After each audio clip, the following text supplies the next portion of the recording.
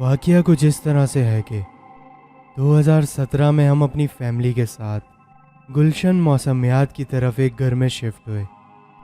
ہمارے والد جو ہیں وہ گورنمنٹ کے ملازم ہیں، تو گورنمنٹ کی طرف سے ہی ہمیں وہ گھر الاٹ ہوا۔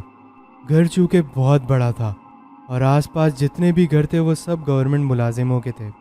اس جگہ کی ایک الگ ہی خاموشی اور ایک الگ ہی سکون تھا، لیکن ہمیں کیا پتہ تھا کہ وہ سکون ایک الگ شکل اختیار کر جائے گا۔ گھر جو تھا وہ اچھا خاصا بڑا تھا، ڈبل اسٹوری، باہر گارڈن اور ساتھ ہی ایک بہت بڑا درخت تھا جو کہ میرے روم کی ونڈو سے دکھائی دیتا تھا۔ شروع کے دن تو اس گھر میں بہت سکون سے گزرے۔ ایک رات ہم پوری فیملی کے ساتھ ایک فیملی فنکشن میں گئے ہوئے تھے۔ واپسی آ کر میں فریش ہوا اور سونے کے لیے لیٹ گیا کیونکہ اگلے دن مجھے یونیورسٹی جانا تھا۔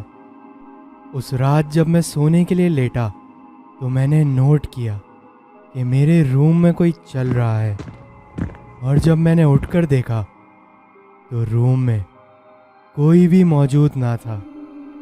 مجھے لگا کہ شاید میرا وہم ہے۔ میں پھر سونے لیٹ گیا۔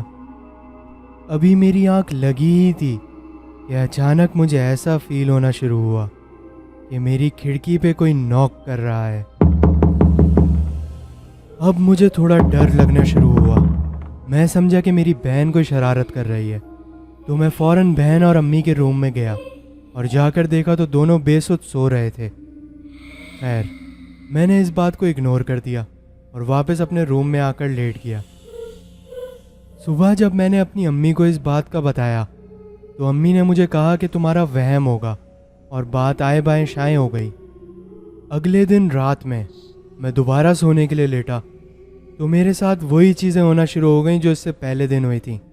کسی کی موجودگی کا احساس ہونا، کسی کے چلنے کی آوازیں آنا اور کھڑکی پہ دستخط ہونا۔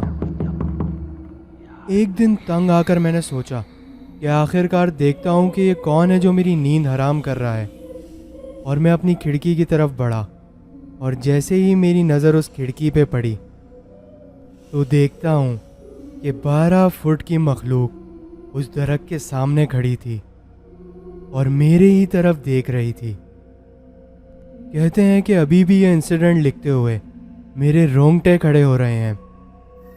اس کا حلیہ کچھ ایسا تھا کہ اس کا قد 12 فٹ لمبا تھا، ریچھ نما کوئی مخلوق تھی وہ، پورے جسم پہ بال ہی بال، اور اس کا چہرہ کچھ ایسا جلا ہوا تھا جیسے کہ پورا چہرہ جلا ہوا ہو۔ صرف یہ دیکھنا تھا، اور دیکھتے ہی میری چیخیں نکلنا شروع ہو گئیں اور میں وہیں بے ہوش ہو گیا۔ آج بھی مجھے اچھی طرح یاد ہے کہ جب مجھے ہوش آیا تو فجر کی اذانیں ہو رہی تھیں، اور میرے روم میں میرے ابو اور ایک پیشے امام ساتھ تھے، اور سب گھر والے اس کمرے میں موجود تھے۔ حیرت کی بات تو یہ ہے، میرے ہوش میں آنے سے پہلے ہی امام صاحب نے پورا گھر دیکھا، اور میرے ساتھ جو واقعات پیش آئے میرے ابو کو انہوں نے سب بتا دیا کہ آپ کے بیٹے نے ایک شیطانی مخلوق دیکھی ہے جس کی رہائش اس پیپل کے درخت پہ ہے، اور اس کا پورا قبیلہ اس درخت میں آباد ہے۔